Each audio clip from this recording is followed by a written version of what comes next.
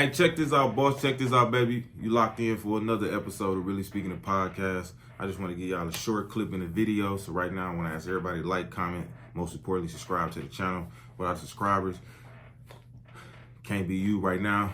We're about 220 subscribers away from 1,000. So if I can get y'all to hit that subscribe button, we're on the road to 1,000.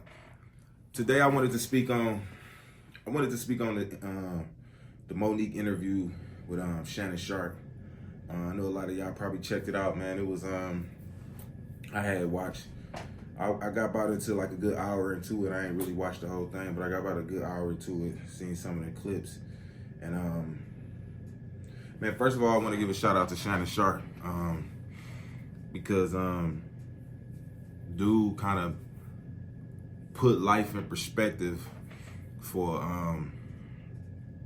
a lot of these metaphors and terminologies that we use a lot, like the one when they closed one door, another one was open.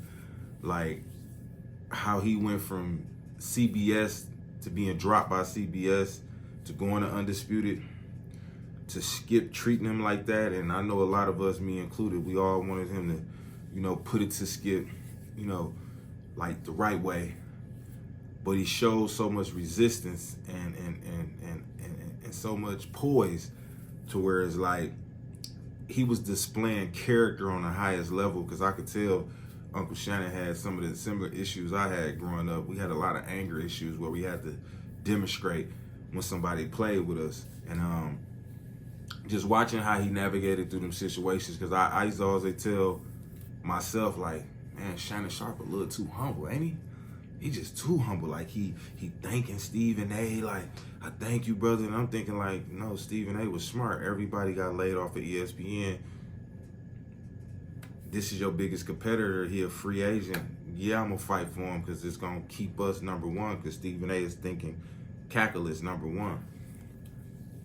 And the whole time, Shannon Sharp is just bigging him up and just being graceful for the opportunity, which at the time I didn't understand, but now I get it, because Shannon Sharp realized that regardless how any of y'all feel, I'm gonna appreciate the people that appreciate me.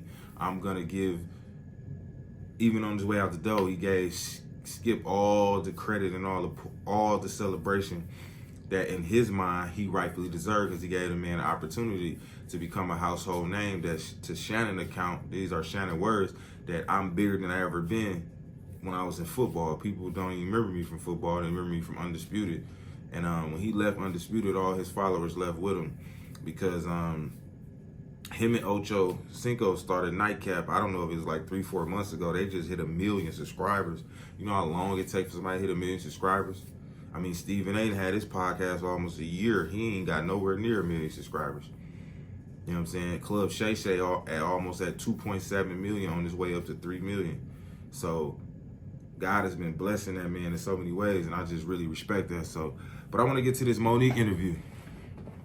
So it was an important part. I'm glad Shannon Sharp took that chance and gave that woman the opportunity to express herself and say the things that she needed to say to get off her chest. Some of the things we already know. She just got a larger platform where now she can, revisit some of these things. And I would like to shout out Kevin Hart. I like how she gave him his props. I don't know how much the check was for, but Kevin Hart wrote her and her husband a check when they was down on their luck, and they paid it back too with interest, according to Monique. We're waiting to hear from Kevin Hart to see if this actually was true. Did he actually give her the money? Did she actually pay it back with interest? That'd be great. So Kevin, you need to confirm this or deny this. We need to know that, because regardless of the situation with the talk show that she had going on, and he was gonna co-sign, and the manager called him and say he didn't want nothing to do with him, I still think overall the money at that rough time in her life, that was very important. Watching that Club Shay interview it was sad, and it was emotional for me from a lot of standpoints, because I look at this woman like, this could be my mother, this could be my auntie, you know what I'm saying? This could be my auntie, you know what I'm saying? This could be my big sister. So I really I really had a relatability and a sensitivity to her topic. And I had to look at it from every spectrum, because I'm going to tell y'all something that I learned. If you don't like the messenger, you're not going to like the message. I repeat, if you don't like the messenger, you're not going to like the message. And Monique is somebody that you don't like. So her message will never get across to you. I'm finna give you the perfect example. 10 years ago, Monique, look this up. Monique stated to the whole world, anybody that listen, the inequality of black entertainers, female black entertainers in particular. And during that time when she was saying that, nobody listened, because you know why? They didn't like the messenger. This was the messenger that was coming at the top 3 black people in black Hollywood: Oprah, Tyler Perry, and Daniel. Well, nobody gonna listen to her. They didn't like the messenger. 10, 11, 12 years later, Taraji P. Henson say the same exact thing. Guess what? The world and us, we love the messenger. We don't just like her, we love her. And guess what? Since we love her, her message got across.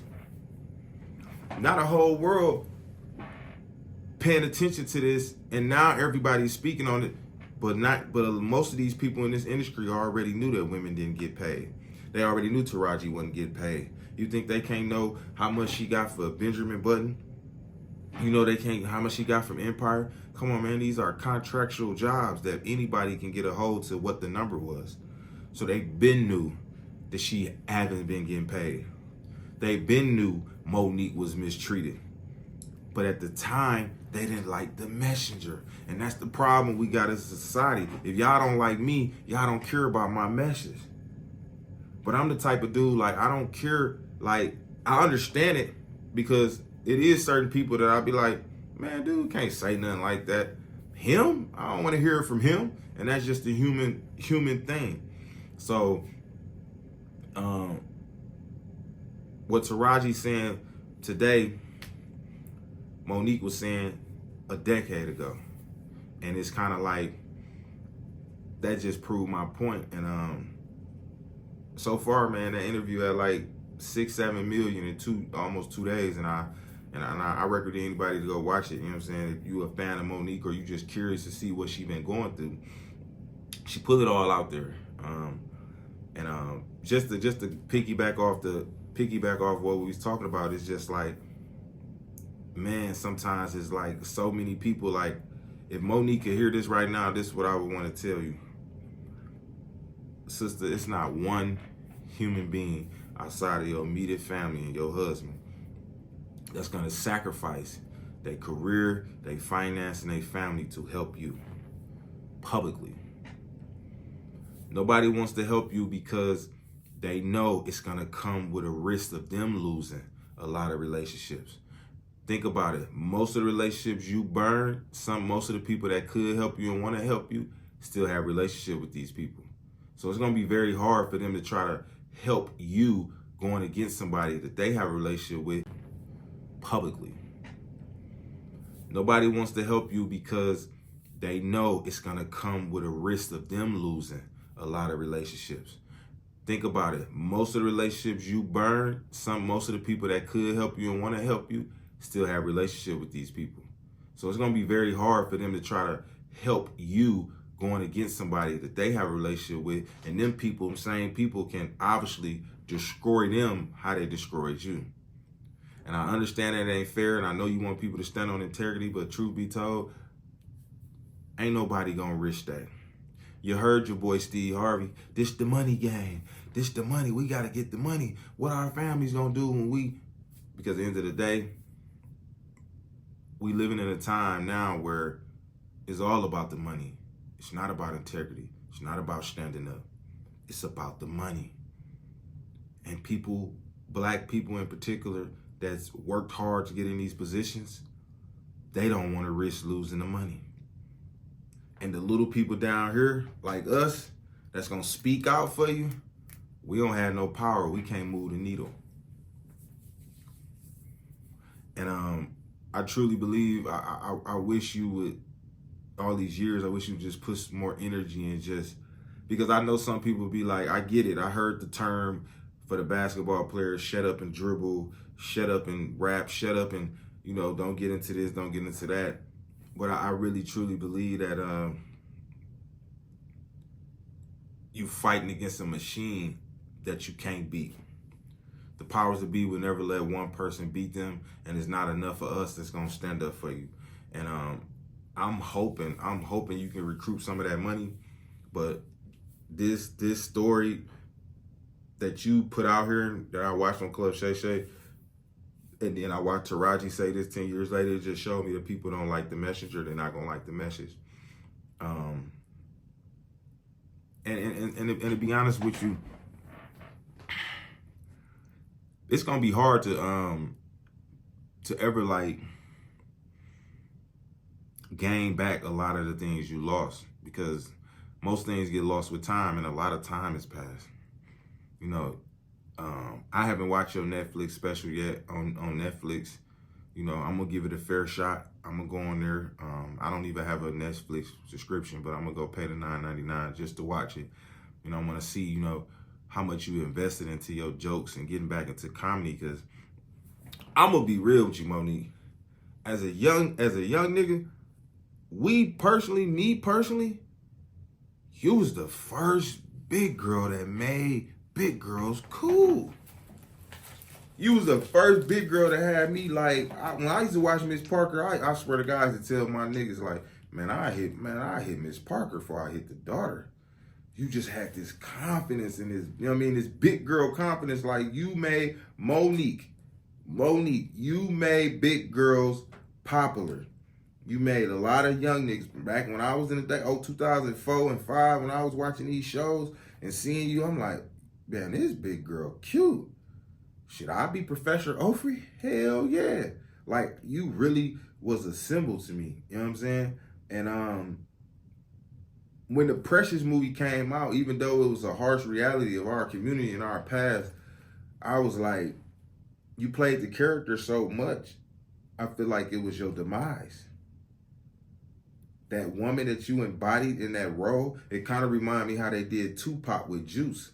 You remember when Tupac did Juice, everybody was like, that's who he is for real? And then in some way, somehow, they painted that picture of him, of being that shiesty individual in Juice.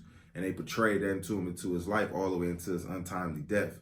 And you with Precious being that mother, like just that horrible person that you had to be, they made you out to be that after that role.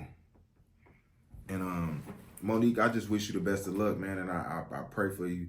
And I really hope you get the money, the confiscation you deserve. But I really hope that you can get back into focusing on the jokes. And man, I need my small base of subscribers, man, that follow me right now. Just want y'all to give me y'all opinion, man, on the conversation I just had about Shay and Monique. And man, leave a comment, man. I want to be able to respond. Most importantly, subscribe. Try to build this channel so we can go live and we can have live chats and we can talk. It's your boy Too Real, man. Really Speaking the Podcast. I'm out.